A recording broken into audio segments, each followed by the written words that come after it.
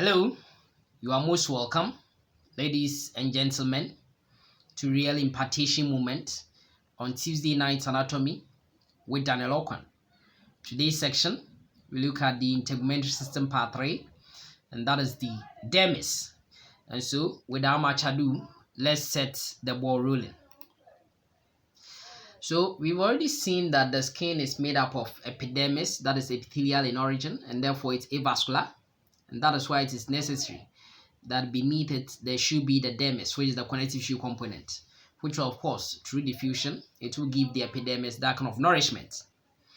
Now get to know that when we talk about the dermis, it's made up of two layers, unlike the epidermis, which is made up of 4 or 5 layers. The dermis is made up of only 2 layers, and these 2 layers are, of course, the loose connective tissue components, areola, being the papillary layer, which will be rich in a lot of these blood vessels, capillaries, lymphatic sensory, neurons will be there, and they form these kind of dermal papillae, okay, in there. We've seen it already. I'm going to show it to you again. Then we said that beyond that, there will be a layer of dense connective tissue. This is actually very dense, about 80% as far as, the substance of the dermis is concerned. Roughly 20% the papillary layer, 80% for the reticular layer. And that one is made up of dense irregular connective tissue. Not reticular connective tissue, but dense irregular connective tissue. Having a lot of collagen fibers in there. Also rich in blood vessels, lymphatic vessels, of course, nerves. Then, even apart from that, it also contains other things other than, collagen, like elastic fibers will be there. Okay?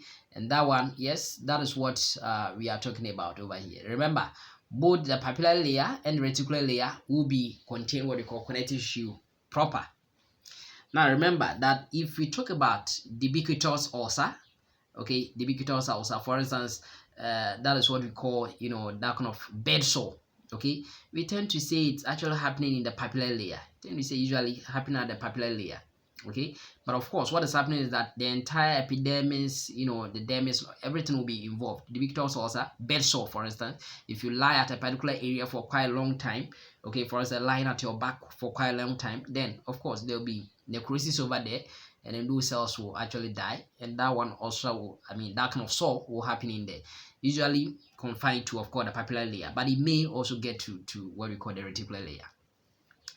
Again, in the dermis, okay, we're going to see these blood vessels. Because these blood vessels are there, if there's injury to that portion of the skin, okay, then it may lead to blood leaking into that area of the skin. That blood will get clotted in there, and that's what we call contusion, that kind of bruises that we find over there. Okay, so that is what you should know about this. All right, now, so there we are. This is the epidermis, and that deep to it we have the dermis. Beneath that, that's the hypodermis. So the dermis, the first layer over here, okay, is what we call the papillary layer, and deep to it, the entire 80% is what we call the reticular layer. Now, what do we see? We see that in the dermis, we see these kind of blood vessels running through them. Okay, apart from that, we can see these kind of corpuscles or modified neurons over there, bearing these kind of receptors. What else? We see these glands growing from the epidermis into the dermis. Okay. Then we see these glands. These are the sweat glands. Okay. These are what we call the sebaceous glands.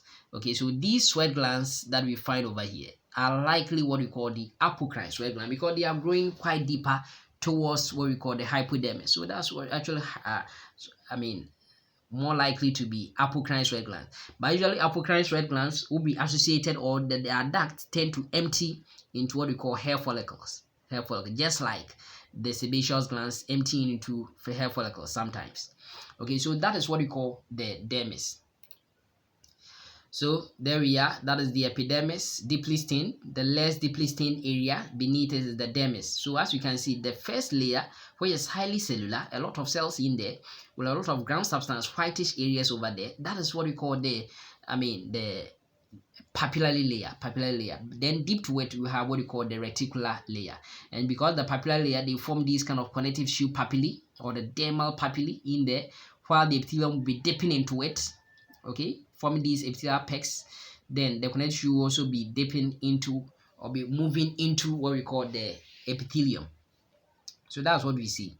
So that is that one. I've told you that roughly 20% of the component of the dermis will be the papillary layer.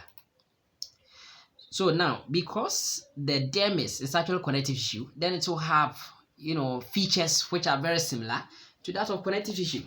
Okay, it will have features which are very similar to connective tissue. And because we know connective tissue will be made up of cells, some cells that we have in the dermis, okay, actually in there, I will distinguish between the papillary layer and reticular layer using some kind of micrographs to show you. You have fibroblasts and fibrocytes will also be there. Mast cells will be there to produce kind of histamine, heparin. You know what they are going to do. Histiocytes, of course, the macrophages in there will also be there. Then there will be other white cells. For instance, the neutrophil will be there. Okay, so these are some cells that we find in the connective, because of course, connective tissue will be made up of course, these cells, and these cells are going to produce this kind of extracellular matrix. For instance, the fibroblasts will be secreting these kind of collagen fibers or collagenic fibers, okay, in the matrix. Apart from that, they will be making this kind of ground substance. Okay, so it's made up of cells in the extracellular matrix by way of the fibers and of course ground substance, just like any other connective tissue. So the dermis will be doing that. So there we are. This is actually a micrograph trying to show you the papillary layer, because the papillary layer is actually made up of loose connective tissue. Yes, although we say it's avascular, you see that kind of blood vessels in there. Sorry, it's highly vascular, having blood vessels in there. Then you having these cells. These cells are most likely what we call fibroblasts. Okay, most of them are fibroblasts. Okay, in there. But one thing is that in case of the dense type, you see a lot of fibrocytes, because they will make a lot of collagenic fibers. So all these fibers that you see, these are collagenic, fibers with a lot of ground substance, and this area is highly cellular. You have a lot of cells. Although this one is not showing you so much, we suppose to see a lot of cells in the papillary layer. It's highly cellular, having fewer fibers but more ground substance, and that is loose connective tissue areola that you have in the dermis of the skin, actually the papillary layer of the skin. However, in case of what we call the deeper layer of the skin, being the reticular layer, I told the reticular is not due to the fact that it's having reticular fibers. No, that's the deeper layer, reticular layer, having these kind of pinkish structure. Reddish structures that you find over here. These are the collagenic fibers. A lot of collagenic fibers with few empty white areas. That's the ground substance. And this one is layer cellular. Layer cells are found over here, and these cells are mainly fibrocytes, because we've made a lot of these collagenic fibers in there. Okay, so a lot of fibrocytes in there, but you can see that the fibers are running in different directions, making it irregular. So the reticular layer is made up of dense, irregular connective tissue. So there we are. What have we seen? At low power magnification, we can see certain things regarding the skin. So we've seen the epidermis. Okay, so that is the epidermis. Okay, actually mainly the spinous layer. Then above it we have what we call the horny layer. So number 5 is the horny layer, the corneal layer. Okay, as you can see, so that's the epithelium. Then we also said that beneath the epithelium, okay, so this number 7 over here becomes what we call the basal layer, okay, of the epithelium, basal layer. Then just beneath that we have what we call the papillary layer of the dermis of the skin. Okay, it's highly loose, but a dense irregular type, number 9 over here, is actually what we call the reticular layer of the skin. Then apart from that, the other appendages that we tend to see associated with the skin, or the other derivative that we see with the skin, okay, for instance, number 2 that we find over here is the hair follicle, having its roots, okay, over there, having its roots. So that's the hair follicle. And then apart from that, number 3 over here, that you see over here, these represent what we call the sebaceous glands, simple branch alveolar. These are the sebaceous glands. Then beneath that, you go to the hypodermis, having a lot of adipocytes. Okay, so epidermis, dermis, then hypodermis. Okay, then we said that has been associated with these hair follicles are these kind of smooth muscles, and these smooth muscles are known as the erector pili muscles. Okay, so these are the things that I want you to know regarding the skin. All these things we find them in the dermis, although they are coming all the way from the epidermis. So by way of blood supply to the dermis, then we are saying that we are going to have what we call the the network in the reticular layer as well as in the papillary layer. Okay, so we are going to have a network of arteries along the reticular layer, okay, cutaneous plexus, and then also we have what we call the papillary layer. You know, the word cutaneous has to do with the skin, but of course we know the papillary layer is still part of the skin, but specifically because they form that kind of loop in the papilla, we call it the papillary plexus, okay, also in there. Then of course similarly we have the venous plexus, which of course they will help, you know, carry capillary return what we call deep to what we call the papillary plexus. And we said that injury will cause what we call contusion or that kind of bruising, which often appears as black, bluish, you know, tinge, especially in individuals who have, you know, light skin or fair skin. So even apart from that, in the dermis, there are certain things that we find, okay, in the dermis, connective tissue dermis, there are certain things that we find. So if you look at it closely, we see this kind of lamellated, you know, body over here, which is very close, okay, getting close to the at the junction between the, you know, papillary layer and of course the hypodermis. We find these ones, or even sometimes in the dermis. Okay, papillary layer proper, we tend to see this one, and that is what we call having this kind of onion, as if you slice an onion. That is what we call the Pacinian Corpuscle. Okay, it's lamellated and it's actually, you know, encapsulated, and it's very important in sensing what we call constant or transient, you know, pressure. Apart from that, it also helps detect what we call high frequency vibration. So mainly it's for pressure, Pacinian pressure, not pain, Pacinian pressure. I mean, then of course it's also for, you know, high frequency, you know, vibrations. But what we find again, okay, is that we tend to see that over there, getting to the papillary region, closer to the, I mean, epidermis, around that junction, okay, papillary layer, we also have an encapsulated corpuscle over there, and that is what we call the Mecinous corpuscle. So look at the locations. Mecinous corpuscle is very close, okay, in the papillae. Okay, that's where they tend to lodge. That's also encapsulated, and that one will be respond to what we call touch. Very important, tactile. So touch, Mecinous corpuscle, touch. Then apart from touch, yes, it also respond to low frequency vibrations. So while Pacinian corpuscle for high frequency vibrations, low frequency vibrations, okay, will be detected by what we call Mecinous corpuscle, apart from being tactile in nature. Okay, so these are the things. But one other thing too that you have to know, okay, is that we also have some kind of free nerve endings which also project into the papillary region. Free nerve endings, they are not capsulated, and those ones will be mainly important in detection of, you know, pain. So they contain nociceptors mainly, but even apart from that, they also detect what we call temperature as well as even some kind of stretch, okay, stimuli. So these are the things that you should know about, you know, these kind of nerve endings that we find in what we call the dermis of the lodia location, okay, for Mecinous, and of course, you know, the free nerve endings, they are in the papillary layer, in the dermal papillae, but closer or in the reticular layer, okay, or close to where we have the hypodermis, we have what we call the Pacinian corpuscle, this lamellated, you know, body or structure over there. So that is that one that we know.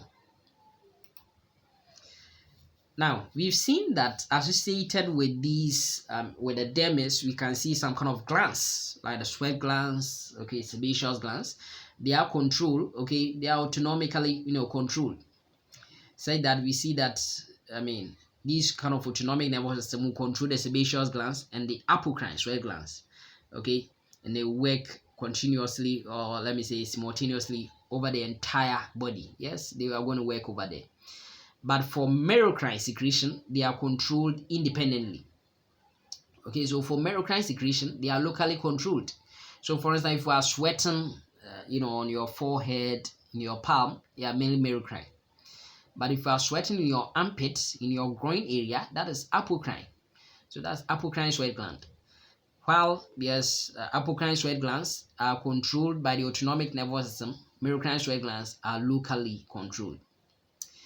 Now, remember, in thermoregulation is very important. Yes, you get to know that, for instance, in regulating the temperature of the body, usually sweating increases.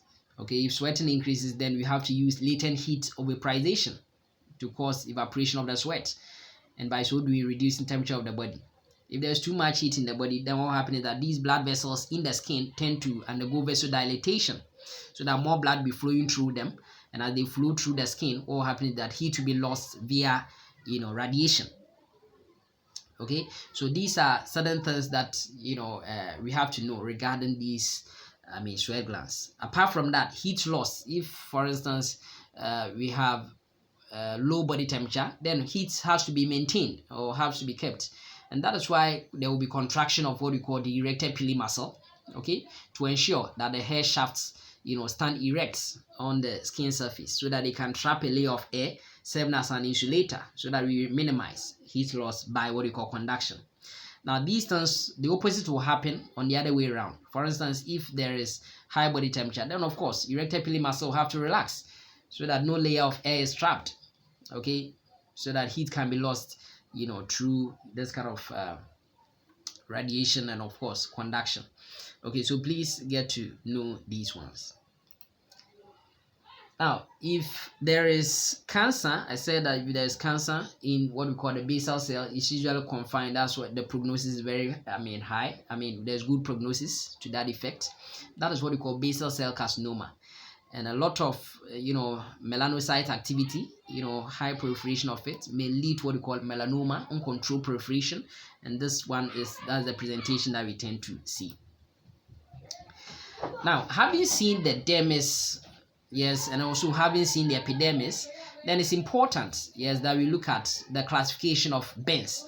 So there are three main simple classification of burns. We have what we call first degree burn, second degree, and of course third degree in terms of severity.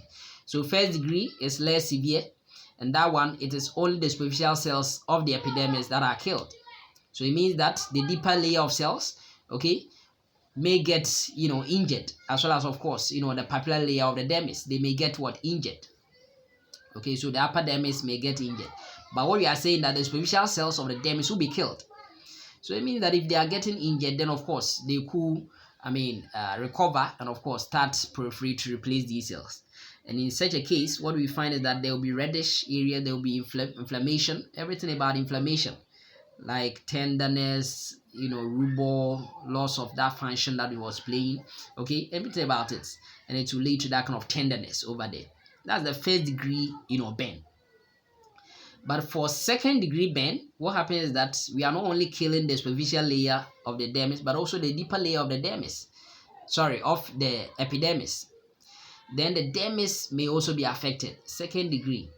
Okay, then for the injured areas, you will see that the reticular layer, okay, of the dermis will be injured, but mainly the accessory structures may not be affected, like the sweat gland, like the sebaceous glands, yes, like the hair follicle, the bulb of the root of the hair follicle may not be affected. And in such a case, it will lead to some blisters, and which is very painful compared. So everything about inflammation, we see the pain, redness, whatever, everything will be seen over here. But in the case of third degree burn, which is the severest form of these burns we are talking about, it will kill all epidermal and dermal cells. All of them will be killed.